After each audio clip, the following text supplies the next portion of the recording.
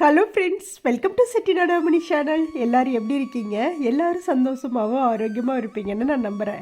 இன்றைக்கி நான் பார்க்க போகிற பதிவு என்ன அப்படின்னா, ரொம்ப இன்ட்ரெஸ்டிங்கான ஒரு பதிவு. கண்டிப்பாக இந்த பதிவு உங்கள் எல்லாருக்குமே பிடிக்கும்.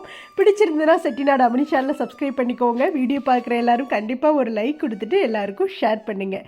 இன்றைக்கி நம்ம என்ன செய்ய போகிறோம் அப்படின்னா, நம்மளுடைய நிலைவாசல் இருக்குது இல்லையா, அங்கே ஏற்கனவே போட்ட கோலங்கள் எல்லாம் இருந்தது இல்லை, அதெல்லாம் வந்து நான் பெயிண்டில் தான் போட்டிருந்தேன். அது ஃபுல்லாக வந்து இப்போ ரொம்ப நாள் ஆச்சு, கிட்டத்தட்ட ஒரு வருஷத்துக்கு மேலே ஆயிடுச்சுல்ல. அது அப்படியே கொஞ்சம் கொஞ்சமாக வந்து உறிஞ்சி வர ஆரம்பிச்சிருச்சு. அது ஒரு மாதிரி தீபம் ஏத்தையிலே பார்த்தீங்கன்னா அங்கங்கே விட்டு விட்டு இருக்கிறதுனால அது ஒரு மாதிரி நெகட்டிவ் தாட்ஸ் மாதிரி என் மைண்டுக்கு அப்படி தோணுச்சு. சரி, அதையுமே ஒரு சிஸ்டர் வந்து ஒரு டைம் கமெண்ட்ஸ்லேயும் சொல்லியிருந்தாங்க, அக்கா கோலம் அழிஞ்சிருச்சு, மறுபடியும் திருப்பி போட்டு வைங்கக்கா வாசல்படியில் அப்படின்னு சொல்லியிருந்தாங்க. அதுக்கு டைம் கிடைக்காமலே இத்தனை நாள் ஆயிடுச்சு எனக்குமே. அதனால் சரின்ட்டு நேற்று உட்காந்து கம்ப்ளீட்டாக அந்த இடத்த ஃபுல்லாக க்ளீன் பண்ணிட்டேன். கிட்டத்தட்ட க்ளீன் பண்ணி இது எடுக்கிறக்கே எனக்கு பார்த்தீங்கன்னா ஒரு 2.5 மணி நேரம் ஆயிடுச்சு. பார்க்குறதுக்கு 2 படி தான், ஆனால் இதை சுரண்டி எடுக்கிறக்குள்ளே போதும் போதும்னு ஆயிடுச்சு. அவ்வளோ கஷ்டப்பட்டேன் நேற்று உட்காந்து, கையெல்லாமே வலி எடுத்துருச்சு. முதல் நாள் போட்ட கோலமெல்லாம் வந்து வெள்ளிக்கிழமை பூஜை பண்ணது எல்லாமே இருந்தது இல்லையா, அதெல்லாம் வந்து நீட்டாக வந்து தொடச்சி விட்டுட்டு அங்கே வச்சுருந்த மஞ்சள் குங்குமம், அப்புறம் வந்து தீபம் ஏற்றுனது, பூவு எல்லாமே இருந்தது. அதை எல்லாத்தையுமே எடுத்துகிட்டு ஃபஸ்ட்டு வந்து இங்கே இருந்த அந்த செடிகளுடைய தொட்டிகள் இருக்குல்ல, அதெல்லாம் தூக்கி கொண்டு போய் ஒரு ஓரத்தில் வந்து வச்சுட்டு அதுக்கப்புறம் மற்ற வேலைகள்லாம் செய்ய ஆரம்பித்தேன். அதுக்கு முன்னாடி விநாயகர்கிட்ட இருந்த அந்த பஞ்சபாத்திரத்தில் இருந்து தண்ணி எடுத்து செடிகளுக்கு ஊற்றி விட்டுட்டு, அதுக்கப்புறம் காஞ்ச பூக்களை எல்லாம் எடுத்துட்டு அந்த இடத்த கொஞ்சம் க்ளீன் பண்ணி விட்டுட்டு அதுக்கப்புறம் தான் நான் போய் உட்காந்து க்ளீன் பண்ண ஆரம்பித்தேன். இன்னுமே இந்த இடத்துல வந்து இன்னும் செடிகள் எல்லாம் வந்து ஒரு மணி பிளான்ட் செடி கொண்டு ஃபுல்லாக வளர்ந்துருச்சு. இன்னொரு தொட்டியில் வச்சுருக்கேன், அது ரொம்ப ஹைட்டாக வளர்ந்து வந்துருச்சு. அதை கொண்டாந்து இந்த தொட்டியில் வச்சு விடணும். வச்சு விட்டு மேலே நிலைவாசல் ஃபுல்லாக வந்து ஏற்றி கட்டி விடணும். அது வந்து இன்றைக்கி செய்ய ஆரம்பிப்பேன் அந்த வேலைகள் எல்லாமே. அதுக்கப்புறம் கோலமும் போட ஆரம்பிக்கணும். அடுத்தடுத்த பதிவில் உங்களுக்கு டெய்லி நான் என்னென்ன வேலைகள் செய்கிறேன் அப்படிங்கிறதெல்லாம் வந்து காட்டுறேன். இப்போ முதல் நாள் போட்ட கோலம் இருந்தது, அதை எல்லாத்தையும் அப்படியே வந்து கம்ப்ளீட்டாக வந்து கூட்டி எடுத்துடலாம். எடுத்துகிட்டு இந்த இடத்துல மாவு போட்டு விட்டுட்டு ஃபஸ்ட்டு இந்த இடத்த க்ளீன் பண்ணி விட்டுட்டு அதுக்கப்புறம் தான் உட்காந்து வாசல் படியவே க்ளீன் பண்ணேன். ஃபஸ்ட் நான் என்ன பண்ணேன் அப்படின்னா, இந்த இடத்துல இந்த செடிகள் வந்து இந்த க்ரோ பேக் இருக்கு இல்லையா, க்ரீன் கலர் க்ரோ பேக் இருக்குது பாருங்கள் இந்த சைடு, இதில் மணி பிளான்ட் செடி வச்சு இதுவுமே ஃபுல்லாக நல்லா தளைஞ்சு வந்துருச்சு. சரி, இதை வந்து நான் அன்றைக்கி ஒரு தொட்டி ஒன்று வாங்கிட்டு வந்திருந்தேன். முன்னாடி க்ரோ பேக் வைக்க வேண்டாம், நல்லா இல்லை, ஒரு மாதிரி எனக்கே அப்படி தான் தோணுச்சு. ஏன் அப்படின்னா, இது அப்போக்கே எனக்கு தொட்டி இல்லை. சரி, பதியம் போட்டு வச்சோம் அப்படின்னா அது வரைக்கும் அது நம்ம தொட்டி வாங்குற வரைக்கும் அது அப்படியே வளர்ந்துட்டுருக்கும் இல்லையா. அதனால் இங்கே இருக்கக்கூடிய சின்ன சின்ன க்ரோ பேக் எல்லாம் எடுத்துகிட்டு ஒரே மாதிரி வாங்கி வச்சிடலாம் அப்படிங்கிற ஒரு ஃபீல்லையும் நினச்சிட்ருக்கிறேன்.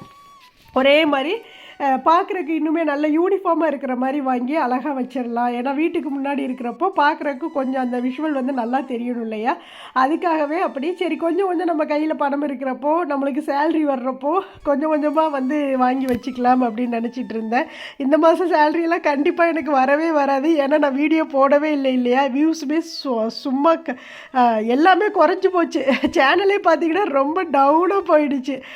நேற்றே ஒரு சிஸ்டர் கமெண்ட்ஸில் சொல்லியிருந்தாங்க, அக்கா தொடர்ந்து வீடியோ போடுங்க, உங்களுடைய வீடியோஸ் பழைய மாதிரி வியூஸ் போகிறதே இல்லை அப்படின்னு சொல்லியிருந்தீங்க. ஆமாம் சிஸ்டர், கண்டிப்பாக நீங்கள் சொன்ன மாதிரியே தான். நான் இப்போ வீடியோ வந்து எவ்வளோ கஷ்டப்பட்டு வீடியோ எடுத்து கொடுத்தாலுமே பழைய மாதிரி எனக்கு வியூஸ் போகிறதில்ல. அதுக்கு நான் தான் காரணம்.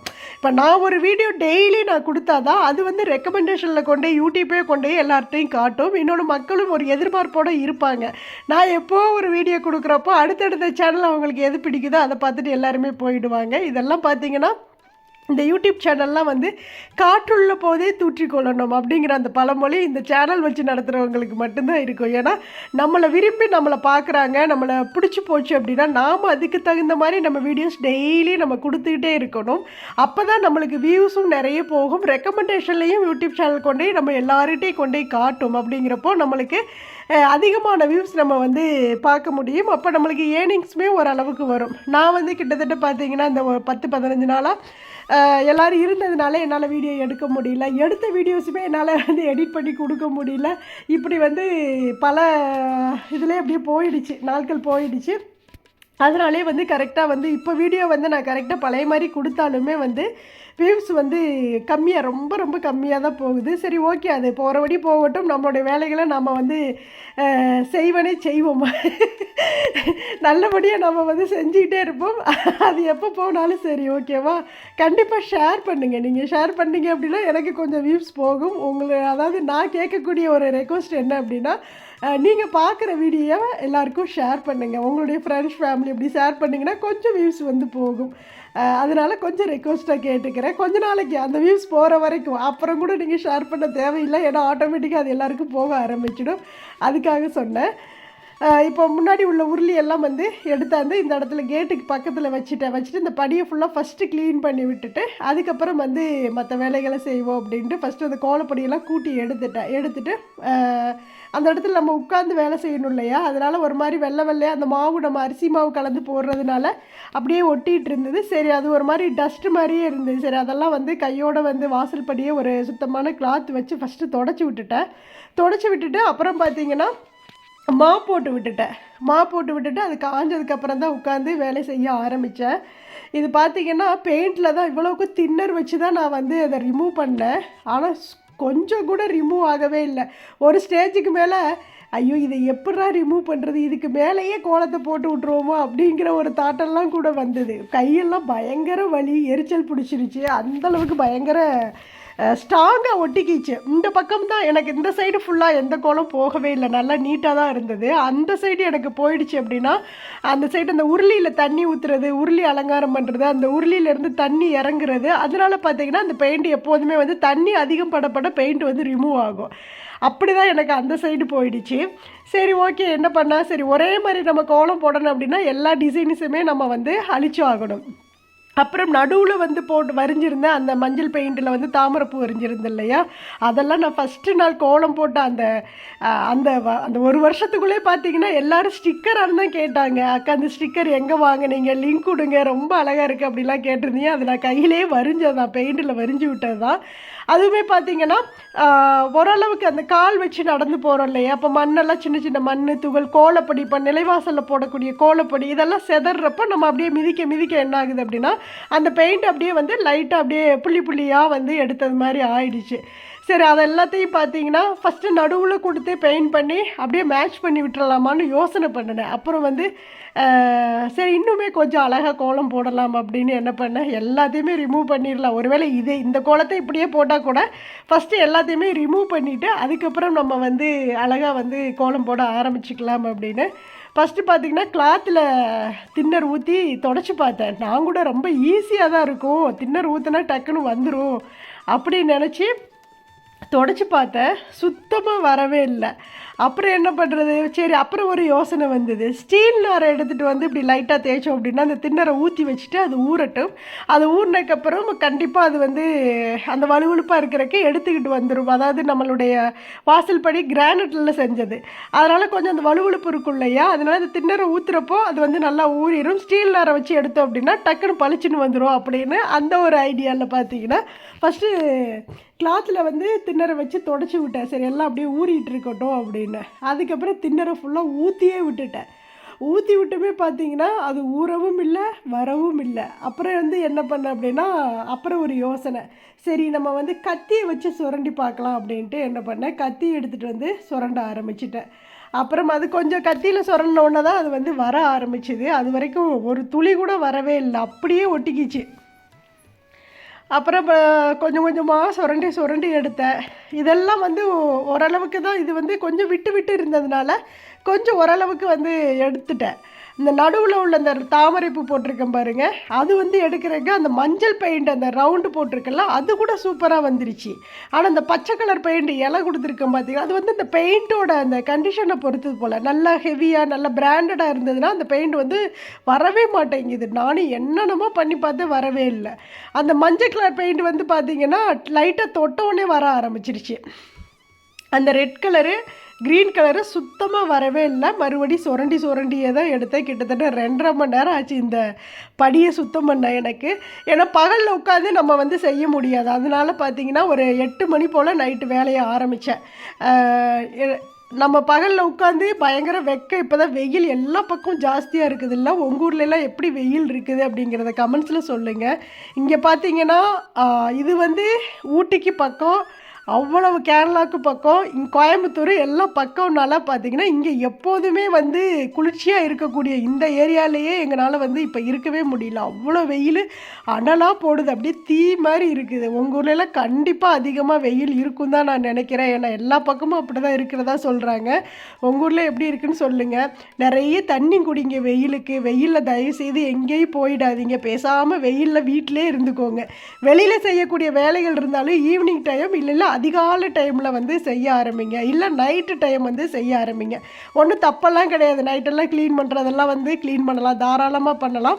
அதனால் வந்து நைட் டைம் செய்ய ஆரம்பிச்சுக்கோங்க. வெளியில் மட்டும் இந்த வெயிலில் மட்டும் போகாதீங்க. இனி அடுத்த வாரமெல்லாம் நல்ல மழை வரும்னு சொல்லியிருக்காங்க. ஒருவேளை மழை வந்ததுன்னா இந்த வெக்கையெல்லாம் தனியுமோ என்னமோ தெரியல, அந்தளவுக்கு வெயில் போடுது. அதனாலே பார்த்தீங்கன்னா மதியம் செய்யலாம், ஒரு 11 மணி போல் ஆரம்பித்தோம் அப்படின்னா நல்ல வெளிச்சத்தில் உட்காந்து நம்ம வாட்டி செய்யலாம்னா வெக்க பயங்கர ஹீட்டாக இருக்கிறதுனால உட்காந்து கண்டிப்பாக நம்மளால் செய்ய முடியாது. நேற்று போய் உட்காந்து பார்த்துட்டு திரும்ப வந்துட்டேன். நம்மளால் முடியாது அப்படின்ட்டு சரி நம்ம நைட்டே உட்காந்து பண்ணிக்கலாம் அப்படின்னு சொல்லிட்டு ஃபேனை போட்டுட்டு உட்காந்துட்டு இந்த வேலைகள்லாம் செஞ்சேன். இப்போ பாருங்கள், தின்னர் ஊற்றி நான் வந்து ஃபுல்லாக எடுத்தாலுமே அந்த கத்தியில் வரவே இல்லை. இந்த புள்ளி வச்சதெல்லாம் கொஞ்சம் ஸ்ட்ராங்காக வந்து அந்த பெயிண்ட் ஒட்டுறப்போ சுத்தமாக வரவே இல்லை. அப்புறம் கொஞ்சம் கொஞ்சமாக உட்காந்து பொறுமையாக சுரண்டினேன். அதுக்கப்புறம் அந்த ஸ்டீல் நாரை போட்டு தேய்ச்சா வந்துருமா அப்படின்ட்டு அதையும் ட்ரை பண்ணி பார்த்தேன். அதுலேயுமே இது கத்தியில் சுரண்டா தான் வந்ததை தவிர ஸ்டீல் நார்லாம் சுத்தமாக வரவே இல்லை. அதுக்கப்புறம் கத்தியிலே தான் ஃபுல்லாக சுரண்டி இந்த வாசல் படியை கம்ப்ளீட்டாக க்ளீன் பண்ணேன். எப்போதுமே நம்ம வாசல் படி வந்து ரொம்ப அழகாக மங்களகரமாக வச்சுக்கணும் அப்படின்னா இது மாதிரி கோலம் போடுறது ரொம்ப நல்லது. பெரும்பாலும் பார்த்தீங்க அப்படின்னா சாஸ்திரப்படி பாரம்பரியப்படி நம்ம போடக்கூடிய கோலம் வந்து மாக்கோலம் தான் கண்டிப்பாக போடணும். மாக்கோலம் போடுறதா ரொம்ப ரொம்ப நல்லது. அது போட்டு வைக்கிறதுனால சின்ன சின்ன உயிர்களுக்கு நம்ம உணவாக கொடுக்குறோம். அதுக்காக வந்து நம்மளுக்கு அது புண்ணியமும் கிடைக்கும் அப்படிங்கிற ஒரு பாரம்பரியத்தினால, அதாவது அந்த ஒரு ஐதீகத்தினால தான் நம்ம வந்து கோலம் போட ஆரம்பிக்கிறது. ஆனால் வந்து டெய்லி நம்ம மாக்கோலம் போட்டுட்டு அதை அழிச்சிக்கிட்டு கண்டிப்பாக இந்த அவசர காலத்தில் நம்ம இருக்க முடியாது. அதுக்கு நான் என்ன பண்ணிடுறது அப்படின்னா, மிக்சியில் வந்து அரிசியை வந்து பொடியாக அரைச்சி ஒரு அங்கங்கே கொஞ்சம் கொஞ்சமாக அந்த எறும்புகளுக்கு வச்சிருவேன். எப்போதுமே குருவிகளுக்கு தண்ணி வச்சு அரிசியெல்லாம் வைப்பேன் இல்லையா, அந்த மாதிரி அங்கங்கே கொண்டு போய் வச்சிடுறது. அதனால் பார்த்திங்கன்னா இங்கே வந்து கோலப்படியில் தான் கோலம் போட்டுட்டு இருந்தேன். அப்புறம் வந்து சரி ஓகே நம்ம வந்து பெயிண்ட்லேயே அழகாக கோலம் போட்டு விடுவோம் அப்படின்னு சொல்லிட்டு இப்போ இந்த பெயிண்டில் போடுறதானே பயங்கர ட்ரெண்டிங் ஆகிடுச்சு. எல்லா பக்கமும் பார்த்தீங்க அப்படின்னா ஒரு சின்னதாக ஒரு வால் இருந்தால் கூட அதில் கூட அழகாக அந்த டார்க் ப்ரௌன் கலர் காவி கலர் பெயிண்ட் அடித்து அதில் அழகாக கோலம் போட ஆரம்பிக்கிறாங்க. இனிமேல் நான் இந்த மாடிப்படி எல்லாமே அந்த வேலைகள்லாம் செய்யலான் இருக்கிறேன். இனி தொடர்ந்து அந்த வேலைகள் தான் நம்மளுடைய சேனலில் வரும். கண்டிப்பாக அது உங்களுக்கு ஒரு டிப்ஸாக இருக்கும் அப்படின்னு நான் வந்து நம்புகிறேன். இப்போ இன்னையில் ஆரம்பித்தது, இனி தொடர்ந்து அந்த வேலைகளை தான் செய்ய போகிறேன். ஏன்னா பெயிண்டெல்லாம் வந்து வாங்கியாந்து வச்சாச்சு. ஏற்கனவே நான் வாங்கிட்டு வந்து கிட்டத்தட்ட ஒரு 4 மாதம் இருக்கும். ஒயிட் கலர் பெயிண்ட்டும் அந்த காவி கலர் பெயிண்ட்டும் வாங்கிட்டு வந்திருந்தேன். அந்த வாசல் படிக்க அடிக்கிறதுக்காக தான் வாங்கிட்டு வந்திருந்தேன். இன்றைக்கி பண்ணலாம் நாளைக்கு பண்ணலான்னு டைம் கிடைக்காம இப்படியே ஓடிடுச்சு. அப்புறம் ஊருக்கு போக அப்புறம் அப்படியே வந்து நாட்கள் ஓடிடுச்சு. அதனால் பார்த்திங்கன்னா அந்த பெயிண்ட் இருக்குது. சரி வந்து இன்னி வந்து தொடர்ந்து அந்த வேலைகளை செஞ்சு முடிச்சிடலாம் அப்படின்ட்டு அப்படியே வந்து செய்ய ஸ்டார்ட் பண்ணியாச்சு. இப்போ ஒன் சைடு ஃபுல்லாக அந்த கோலத்தை எடுத்தாச்சு. அதுக்கப்புறம் இந்த ரவுண்டு இந்த தாமரைப்பூ இதெல்லாம் எடுக்கிறதுக்காக ஃபஸ்ட்டு அந்த தின்னரை வந்து ஊற்றி விட்டதுக்கப்புறம் சரி ஊறிச்சுன்னா வரும்னு நினச்சிட்டு தான் பண்ணேன். ஆனால் அதை சுத்தமாக வரவே இல்லை. நானும் அப்புறம் பழைய மாதிரி கொஞ்சம் கொஞ்சமாக உட்காந்து அப்படியே எடுக்க ஆரம்பித்தேன். அப்புறம் என் பையன் வந்து கொஞ்சம் எடுத்து சுரண்டி கொடுத்தான். அவனுமே வந்து அம்மா குடும்பா நான் கொஞ்சம் நேரம் செஞ்சு தர்றேன், கை வலிக்குதுடா தம்பி, கொஞ்சம் இதை வந்து ரெடி பண்ணி கொடுறான் அப்படின்னு. அப்புறம் அவன் வந்து கொஞ்சம் வந்து எடுத்து கொடுத்தான். அப்புறம் அப்படியே நானும் அப்படியே பாட்டு கேட்டுட்டு உட்காந்துட்டு அப்படியே கொஞ்சம் கொஞ்சமாக க்ளீன் பண்ணி ஓரளவுக்கு வந்து நிலைவாசலை ரொம்ப நீட்டாக கொண்டு வந்துட்டேன். ஃபுல்லாக கம்ப்ளீட்டாகவே படி ஃபுல்லாகவே 2 படியுமே வந்து கம்ப்ளீட்டாக க்ளீன் பண்ணி எடுத்தாச்சு. சரி, இதில் வந்து உங்களுடைய ஐடியாஸ் நான் வந்து கேட்குறேன். இந்த வாசல் படியில் எந்த மாதிரி கோலம் போட்டால் அழகாக இருக்கும் அப்படிங்கிறத உங்களுடைய கமெண்ட்ஸை நீங்கள் கொடுங்க. ஆனால் அதில் வந்து எனக்கு ஒரு ஐடியா தோணும் இல்லையா, இப்போ எல்லாருமே ஒரே மாதிரி தான் நினைப்போம், இருந்தாலும் ஒவ்வொருத்தருக்கும் ஒவ்வொரு ஐடியாஸ் இருக்கும் இல்லையா. அதனால் எனக்கு அந்த ஐடியா பிடிச்சிருந்தது அப்படின்னா அதை நான் வந்து ஃபாலோ பண்ணுறேன். அதனால் உங்களுடைய கமெண்ட்ஸை வந்து நான் கண்டிப்பாக எதிர்பார்க்குறேன். இந்த 2 படியிலையும் எந்த மாதிரி கோலம் போட்டால் ரொம்ப அழகாக இருக்கும் அப்படிங்கிறத உங்களுடைய கமெண்ட்ஸில் கண்டிப்பாக கொடுங்க. இப்போ ஃபுல்லாக வந்து அப்படியே வந்து கொஞ்சம் கொஞ்சமாக சுரண்டி எடுத்து முடிச்சிட்டேன். அப்படியே வந்து எடுத்ததுக்கப்புறம் பார்த்திங்கன்னா கையெல்லாம் அப்படியே எரிச்சல் எடுத்துருச்சு. அப்படியே அழுத்தி அதுவும் லேசாலாம் சுரண்டா வரவே மாட்டேங்குது. அந்த மஞ்சள் பெயிண்ட் கூட ஓரளவுக்கு வந்துடுது. அந்த ரெட் கலரும் க்ரீன் கலரும் சுத்தமாக வரவே இல்லை. அப்புறம் ஓரளவுக்கு கொஞ்சம் கொஞ்சமாக தேய்ச்சி எடுத்துட்டேன் எப்படியும். நான் கூட பார்த்தீங்கன்னா சரி இந்த போர்ட்டிகோவெல்லாம் முன்னாடி வந்து க்ளீன் பண்ணுறதுக்கு எப்படி பார்த்தாலும் ஒரு அரை மணி நேரம் எடுக்கும் அப்படின்னு நினச்சேன். நம்ம அந்த நெயில் பாலிஷ் எல்லாம் அடிச்சுட்டு நெயில் ரிமூவரில் எடுத்தோம் அப்படின்னா அந்த டக்குன்னு வந்துடும்ல, அது மாதிரி தான் நான் நினச்சேன். ஒருவேளை தின்னரில் எடுக்கும்போது பளிச்சுன்னு வந்துடும் அப்படின்னு நினச்சேன். அது பார்த்தீங்கன்னா பயங்கர பாடுபடுத்தி கஷ்டப்பட்டு அதை முடிக்கிறக்குள்ளேயும் ஒரு வழி ஆயிடுச்சு. அதோட சரி ஓகே, இனிமேல் நம்ம கோலம் போட்டால் அடுத்து ஏதாவது இதுக்கு ஒரு இது ரெடி பண்ணணும். என்ன அப்படின்னா ஒருவேளை பெயிண்ட்டிலே நம்ம வந்து லைட்டாக டச்சு கொடுத்து தொடச்சோம் அப்படின்னா வந்துருமோ என்னமோ அப்படிங்கிறது நம்மளுக்கு தெரியல. அதை ஒரு டைம் ட்ரை பண்ணி பார்க்கணும், அப்படியே வருதா என்னன்ட்டு. ட்ரை பண்ணி பார்த்துட்டு உங்களுக்கு நான் வந்து சொல்கிறேன். ஏன்னா ஈஸியாக ரிமூவ் பண்ணுறது அப்படிங்கிறதையும் நம்ம செஞ்சு பார்க்கலாம். அப்புறம் ஃபுல்லாக வந்து க்ளீன் பண்ணி முடிச்சாச்சா. க்ளீன் பண்ணி முடிச்சுட்டு நான் வந்து போர்ட்டிகோவில் முன்னாடி அந்த செடிகள் எல்லாமே வச்சு விட்டுலான்னு நினச்சி பிளான் பண்ணி தான் வந்து உட்காந்தேன். எல்லாம் அந்த தொட்டி எல்லாத்தையும் எடுத்தாந்து வச்சுட்டு தான் வந்து உட்காந்தேன். ஏன்னா ஒவ்வொரு டைமும் நம்ம உள்ளே போவேன்னா வெளியிலேருந்து நம்ம அப்படியே வேலையை முடிச்சிடலாம் அப்படின்னு தான் உட்காந்தேன். ஆனால் வந்து எனக்கு இதுக்கே பார்த்தீங்கன்னா 2.5 மணி நேரத்துக்கு மேலேயே ஆயிடுச்சு.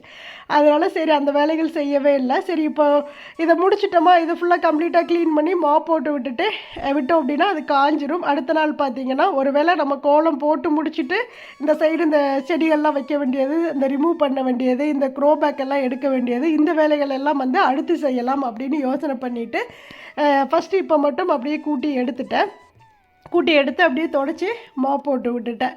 ஓரளவுக்கு நல்லா நீட்டாகவே எடுத்து முடிச்சாச்சு. இப்போ பார்க்குறக்கும் வாசல் படி அவ்வளோ க்ளீனாகவும் இருந்தது. ஏன்னா எப்போதுமே இந்த கோலத்தோடு பார்த்துட்டு அப்படியே வெறுமனே பார்க்குறக்கு ஒரு மாதிரி கஷ்டமாகவும் இருந்தது. ஆனால் பார்த்தீங்கன்னா ஒரு மாதிரி பளிச்சுன்னு க்ளீனாக தெரிஞ்சது மாதிரி இருந்தது. நல்லா இருந்தது. இங்கே மேலே உள்ள அந்த இதெல்லாம் எடுத்து வச்சோடனே கொஞ்சம் அப்படியே வந்து இடம் அதிகமாக தெரிஞ்சது மாதிரியும் தெரிஞ்சது, என்னோடய கண்ணுக்கு அப்படி தெரிஞ்சது. அப்புறம் அப்படியே கூட்டி எடுத்துகிட்டு சுத்தம் பண்ணி முடிச்சுட்டு மறுபடியும் எல்லா பொருளையும் எடுத்ததெல்லாம் எடுத்து வைக்கலை. ஏன்னா மறுபடியும் கோலம் போடுறதுக்காக அப்படியே வச்சுட்டேன். அப்புறம் ஒரு 3 கலர் வாங்கிட்டு சொல்லியிருந்தேன் ஹஸ்பண்டை. நைட்டே அவங்க கடைக்கு போனாங்க. அப்போ வந்து இதே மாதிரி yellow colour, green colour, red colour 3 colour வாங்கிட்டு சொல்லியிருந்தேன். அந்த 3 கலரும் வாங்கிட்டு வந்துட்டாங்க. ஏற்கனவே ஒயிட் கலரும் அந்த காவி கலரில் பெயிண்ட் பண்ணுவோம் இல்லையா கோலம் போடுறதுக்கு, அந்த கலரும் ஏற்கனவே அரை லிட்டர் வாங்கினது அது இன்னும் அப்படியே இருக்குது, ஓப்பன் பண்ணவே இல்லை. அதனால் கோலம் போடக்கூடிய எல்லா பெயிண்ட்டும் இப்போ ரெடியாக இருக்குது. இனி அடுத்து கோலம் மட்டும்தான் போடணும். நான் ஃபஸ்ட்டு சொன்ன மாதிரி உங்களுடைய கமெண்ட்ஸை வந்து என்ன கோலம் போட்டால் அழகாக இருக்கும் அப்படிங்கிறத உங்களுடைய கமெண்ட்ஸில் சொல்லுங்கள். இதை சுற்றி இந்த பார்டர் கோலமும் அழகாக கொடுத்துடலான் இருக்கேன். எதை சுற்றினா இங்கே விட்டு ஒட்டியிருக்கேன் இல்லையா கோலம் போடுறதுக்காக, இதை சுற்றியே அப்படியே வந்து அழகாக சின்னதாக மைல்டாக ஒரு பார்டர் கோலம் போட்டால் இன்னும் அழகாக இருக்கும் அப்படின்னு நான் நினச்சிட்ருக்கேன். அதையுமே கண்டிப்பாக போடுவேன். இந்த கோலம் போடுறப்பவே அதையுமே வந்து அழகாக போடுவேன். ஒன்று கோலம் அன்னைக்கு போட முடிஞ்சதுன்னா போடுவேன், இல்லைன்னா அடுத்த நாள் கொஞ்சம் கொஞ்சமாக நம்ம வந்து எவ்வளவு நம்மளுடைய உடம்பு ஒத்துழைக்குதோ அதுக்கு தகுந்த மாதிரி நம்ம வந்து அப்படியே கோலம் போட்டு அழகாக நம்மளுடைய வீட்டை இன்னும் அழகாக மங்களகரமாக மாற்றலாம். இதோட ஐடியாஸ் உங்களுக்கு ஏதாவது இருந்ததுனாலும் நீங்கள் சொல்லுங்கள். வேறு ஏதாவது நீங்கள் சொல்கிறா இருந்தாலும் உங்களுடைய கமெண்ட்ஸில் நீங்கள் சொல்லுங்கள். நான் வந்து அதை தெரிஞ்சுக்கிறேன். எனக்கும் ஒரு சில ஐடியாஸ் வரும் இல்லையா, அதோட நீங்கள் சொன்னதையும் நான் வந்து எடுத்துக்கிறேன். கண்டிப்பாக இந்த பதிவு உங்கள் எல்லாருக்குமே பிடிச்சிருக்கும்னு நான் நினைக்கிறேன். பிடிச்சிருந்ததுன்னா செட்டிநாடு அம்மணி சேனலை சப்ஸ்கிரைப் பண்ணிக்கோங்க. இன்னும் நிறைய ஐடியாஸ், நிறைய டிப்ஸ் எல்லாம் நம்ம சேனலில் நான் கொடுத்துட்டே இருப்பேன். கண்டிப்பாக பாருங்கள், சப்போர்ட் பண்ணுங்கள். தேங்க்ஸ் ஃபார் வாட்சிங். நன்றி, வணக்கம். அனைவருக்கும் நல்லதே நடக்கும். தேங்க்யூ.